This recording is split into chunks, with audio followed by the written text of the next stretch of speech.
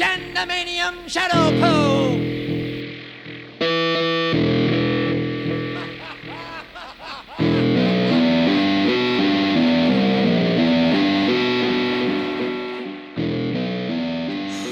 Hello, welcome to the Bronze Age Monsters Shadow Show. This is a show we make every other week for our patrons. This is a show where we normally would talk about movies, we would talk about different things we're doing in our lives. We've had a little more regimented schedule of content for the Shadow Show. We're going to be talking a lot of stuff that we just didn't get to talk about on our previous seasons for bonus shows. So we have a lot of stuff to cover. But Matt very graciously scheduled in some Shadow Show episodes that we're calling Free Jazz. And I did like that the graphic you made looks like the classic Coltrane quartet, which it's very cool. I loved it. It's a great photo. Might have stolen it. Yeah, might have stolen it. You didn't personally take it in 1962? No, I didn't pay for the rights to use it. Oh, nice. Awesome. I love it. Yeah. So, so in Free Jazz stuff, we're just going to talk about what we have been doing. Matt, you were saying you were going to do Kickstarter catch-up. We're going to talk about what we read. This one's going to be a little short. Probably just going to talk about what we read. Yeah, this isn't actually a Kickstarter catch-up, because Kickstarter catch-up is when the show, thanks to the support from our Patreon backers, backs a project, and then we review it together. This is a new proposed thing that we're doing that I'm suggesting we do for season 7, which is Nice Things, which is just recommendations or little like show and tells. That's right. So this is my first Nice Things inaugural. Should you want me to start, or do you want to start? Oh, I thought you were going to start. Oh, sure. Okay. So I backed this. I'm trying to remember why it came across my Kickstarter. It might just be algorithms. I'm not sure. But Humanoids, I'm sure you're familiar with that publishing company. They do a lot of European stuff. They do like the Jodorowsky, like Meta Barons and Inkall and all that type of stuff. So like the cool European art stuff. So I saw this was being collected, and it's Caza is the name of this French illustrator, cartoonist guy, and he's been associated with heavy metal back in France when it was, Material Hurlant or whatever it's called. So he's been working with them. He was born in the early 40s, and he's been working with them since they started around 76 doing short story stuff. But he started doing this through Humanoids in like 89, and it went across like 9 albums, or whatever they call European like graphic novels. There's a prequel, so it's got that same kind of sprawling kind of thing like Inkall does, or Meta Barons, any kind of like Jodorowsky sci-fi thing. But so it's got this beautiful like spot varnish on the cover here. Damn. So it's 500 and some pages. It's the first time it's been collected all together, and it's the first time it's ever been translated into English as well. So it was just published in Europe from 89 to 2009, and it spans lots of different mediums. Holy so shit. like European coloring, like they do the full color process, and like superhero comics in the West, in America, were too cheap to do like the more expensive stuff. So like this starts off like all analog. They went back to the film original negatives and digitized those and cleaned them all up. And then during the process, like in the late 90s aughts, the latter stuff is digital. Like he did it all color digital, whatever. But so it's the first time. So anyway, I'm going to be showing some pictures of that now, of the PDF here. And so, Jake, I'm going to share this with you so you can see a little bit. Well, I'm just kind of reading the description, and then I'll just call it a day. Sure. Okay. So, are you seeing what I'm seeing? Okay, cool. Yeah, man. Okay. So, first of all, there's this quote from Hans Zimmer, the composer, that says, "I never took drugs. I could just lose myself in the hypnotic and psychedelic works of Caza." So, Hans Zimmer said he was a major influence on his art and music of his career. So, I just want to show you some of this art here. So this is like gorgeous stuff, all restored, lovingly translated again in English for the first time. So the premise here is basically, I just want to read this kind of thing here, and I'll kind of fly through this. Just the setup here. So it says it's the year 10,000 of the still era, and Earth has stopped moving. Half of the world is plunged into frigid night, the other is scorched in day. Nestled in the heart of this everlasting night is Dis, the last fabled domed city ruled by artificial intelligence. There live the Chosen, the last biologically pure humans who are completely reliant for their survival on cyborgs known as Titans. In twilight, the thin strip of habitable zone at the edge of night and day survives the rest of humanity. In the small village of Akaya, a wandering warrior meets a sorceress and fathers a child, Arkadi. So this is like, again, I love this like concept of like, it's 10,000 years after the Earth stops spinning. So this is super distant future. And it's completely divided, right, into like, there's freezing cold side, blazing hot side, and this little strip where humans can live in the middle. So it's all like barbarian stuff in the beginning. Just gorgeous art, as you can see here. I've only read the first chapter or so, but I'm absolutely loving it. It's, I love that, something like Prophet, that Image book, the reboot they did with Brandon Graham and stuff, that like distant future, where it's like so future, it's primitive again.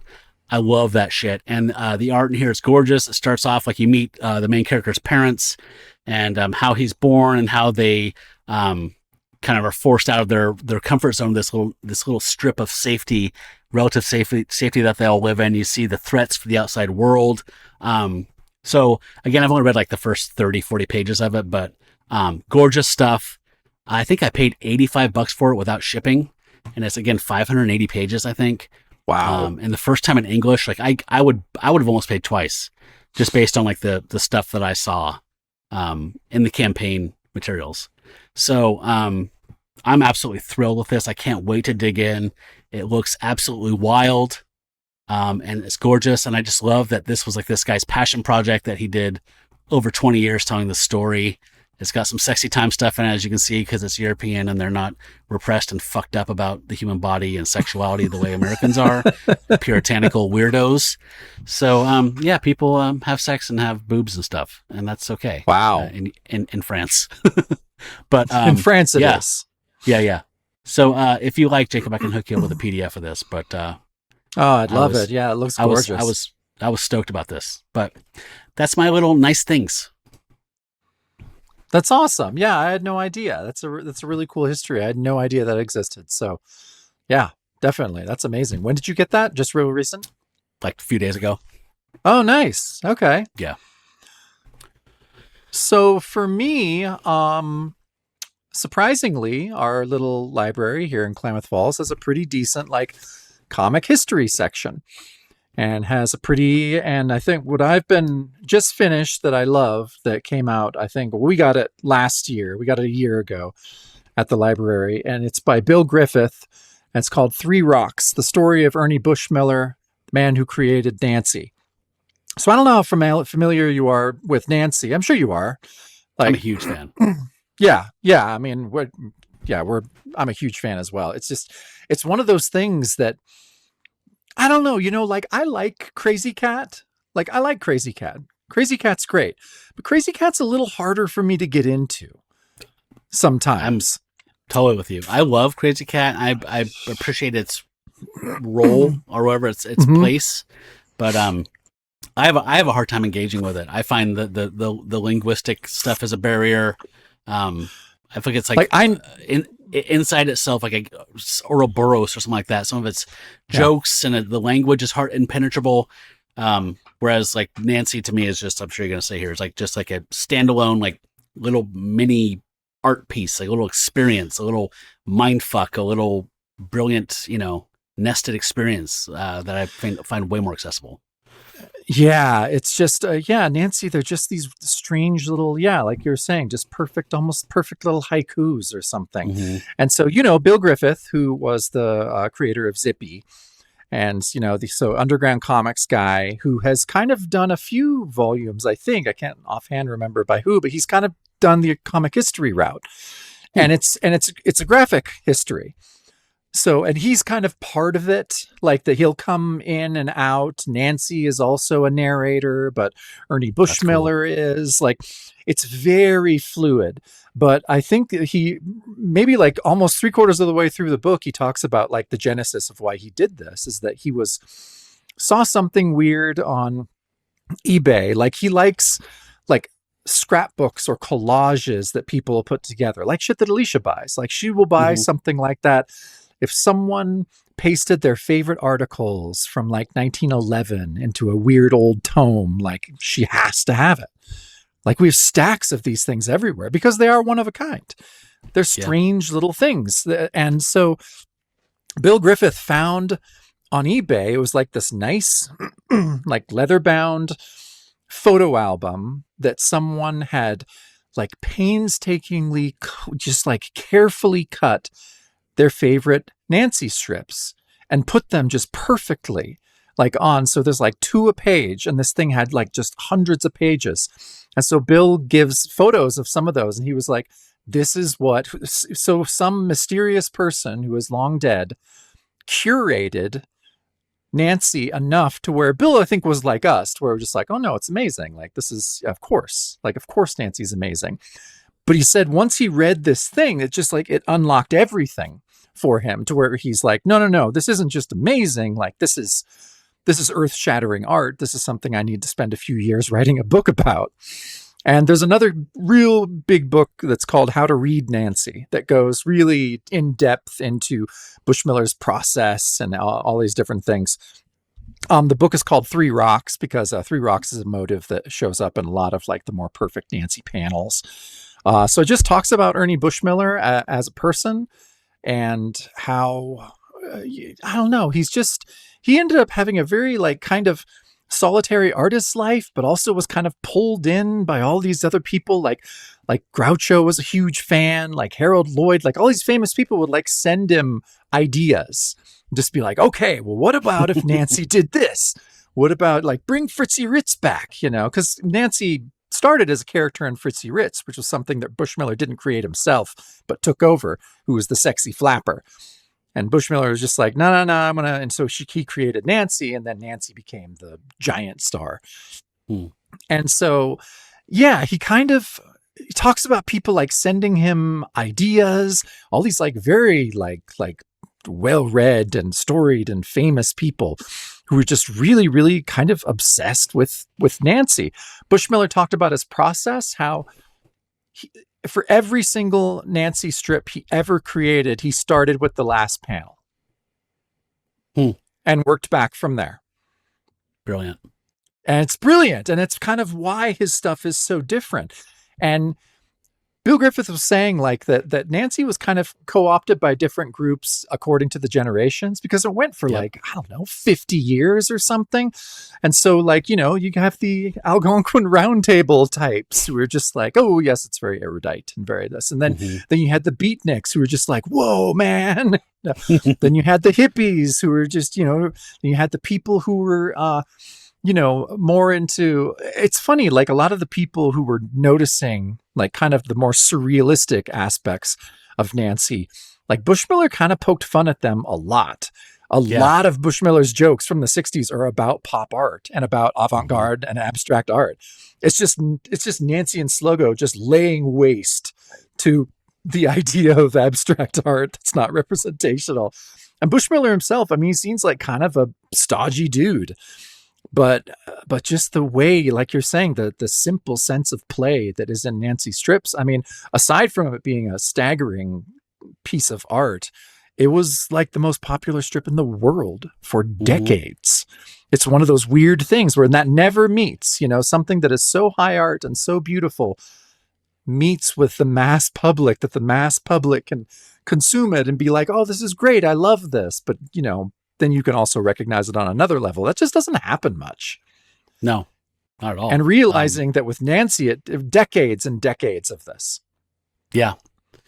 And oddly enough, even though I don't think it should have worked on paper, like the relaunch with the mystery cartoonist in the it's awesome. This century works. It's so good. Sluggo is Lit was like Sluggo's early Lit. Broke through and became kind of like a meme thing, and I think they finally revealed who the cartoonist was. I forgot who she was, but it's good. Like it shouldn't work, but it does without, and other people besides Bushmiller have worked with Nancy, but it just felt like one of those things like bringing it back in like 2010 or whatever that was should not have worked, but it actually did. Like maybe she's just so perfect. Maybe he put so many things in place where it's like, as long as these factors are involved, like the strip will work, and some people could just follow it, almost not paint by numbers, but just like have the recipe for making a good Nancy. And I think that's true, but I think it took someone, I can't remember her name either, but I have the first couple volumes, like when they came out, when the relaunch of Nancy, I was just like, oh my God. Because Bushmiller for the most part worked without assistance. I mean, he had to have assistants later on, but he was really hard on them. And they, none of them wanted to work for him because he was just like, what the fuck are you doing? Like, you don't know what to do. Get out of the way. So Bushmiller had like an entire like study with just different drawing tables that he would work on like 10 strips at once and would work like 12 hours a day, and just like, everyone starting with the last panel and working backwards. And he just had this thing to where he was just this machine, and other people took over. I have a couple issues of I think it's called Topper Comics, or I can't remember now, but there's another guy. They're all Nancy and Sluggo stories, but they're by another person. So for I think the Dell Comics, I think originally put out some Nancy comics, and that was a totally different person. And Bushmiller hated that shit. But yeah, for the most part, like someone took over Nancy after Bushmiller died, and it was fine. Like you say, Nancy, the template for Nancy is there, but something about when this woman took over, right around 2010, she got it. She got the surrealism, but she got the playfulness. There was always a playfulness in Nancy that, even as surreal and out there as it could get, it was very, very grounded. And so as far as a biography, like Three Rocks it's one of the best comic biographies I think I've ever read. It's just, it's the structure, the narrative structure is so interesting. Bill Griffith is he's an amazing comic storyteller. The way that he interjects himself in is very seamless and very beautiful. And it kind of just, I don't know. This was one of the best comic history books I think I've ever read. I'm definitely going to get it. And the way that you're pitching it, that he inserts himself and Nancy's a narrator in parts. And I'm intrigued by the way this is structured. So I can't wait to check it out. Yeah, cool. It's so good. Yeah, I really, really highly recommend it. This has been my nice thing. This is just like reading this and talking with Alicia about it and rereading parts. Like it was a real joy to read. I don't want to say that I'm like, a trailblazer or anything, but I did that with pasting them up with Calvin Hobbes. So. Unheard of. I was like in junior high, 6th grade. I was doing that with Calvin Hobbes. So yeah, I'm kind of a visionary also. You are a visionary. That is impressive. I don't know if people knew about Watterson, but I was there to capture it and preserve it for the ages. Well, he's an underground guy, It didn't really make it out a whole lot, so it's good. I was just responding to that when you're saying like that he found somebody's, album of that stuff. I just had vivid memories of cutting them out and always having the Sunday one like on its own page, and just brought back a lot of memories of being like 10. Oh boy. Well, that's cool. I can't wait to get that. I've seen that around plenty of times. I've seen people post it and post rave reviews of it on like Goodreads and stuff like that, and on social media, and just always think to myself, I'm going to get that. But now that we've talked about this, I'm actually going to go to Powell's and buy it. So cool. Very cool. Well, that's good. That's two nice things. It's two nice things. That's it's all we got sometimes. Yeah. Well, that's all we have. Yeah, it's been a rough 2025 so far. So I really wanted to start doing nice things just to kind of, a lot of times I'll look around my bookshelves and I'm like, God, I love this thing, and I more eyes need to be on this. And then it's like, well, we have a platform here, even if it's smallish. We do. Still spread the word. Yeah, absolutely. Yeah. Should we keep this short and just call that two good things? Yeah, we should do that. Right on. All right.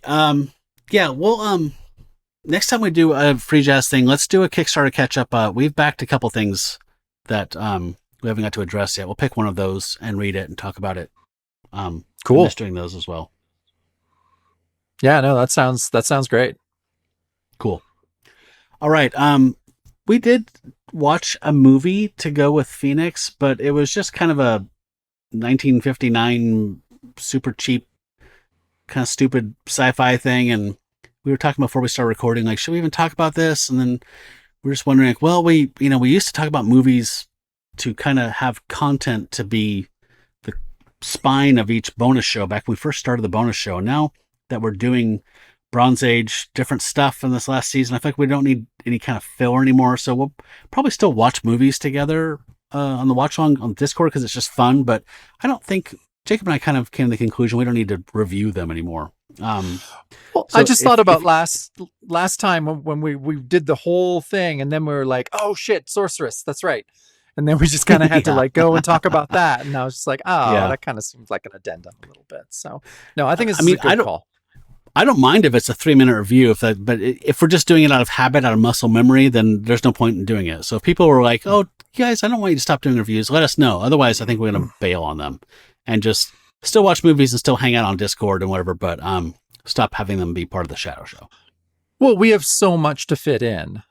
Just we're trying to fit in everything that we never could in our previous 6 seasons. And so we have our dance card is full with bonus material. Very so full. Yeah. I don't think you're going to feel like the bonus material is going to be lacking at all because there aren't movie reviews. Exactly. So, yeah, I think we're fine. But, again, we always value your feedback. Obviously, we're doing this for you. So if you disagree with this decision, we'd love to hear your thoughts on it. But this is where we're standing right now for the foreseeable future. Cool. All right, Jacob. Cool. Can't wait to get that fucking Bushmiller book, man. Yeah, it's something else. It really is. So yeah, I'm glad. I'm curious to see your thoughts. I mean, I know you're going to love it, but yeah, I can't wait to talk to you about it when you read it. I know I'm going to love it too, but I can't wait to check it out.